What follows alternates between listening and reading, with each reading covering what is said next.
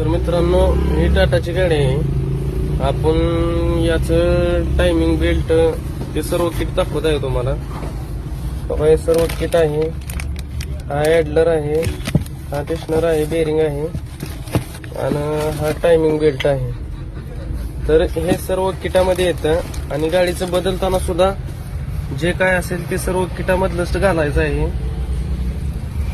कारण की याला विले येतात प्लॅस्टिकचे.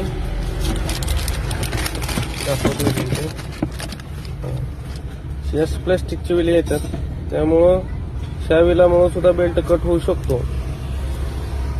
त्यामुळे बेल्ट बदलताना ही दोन विल बदलावी. तर आपण आता टायमिंग घेणार आहे. तर टायमिंग दाखवतो तुम्हाला. तर मित्रांनो, ही आहे मेगा गाडी. तर तुम्हाला सांगतो त्याचं टायमिंग कसं घ्यायचं.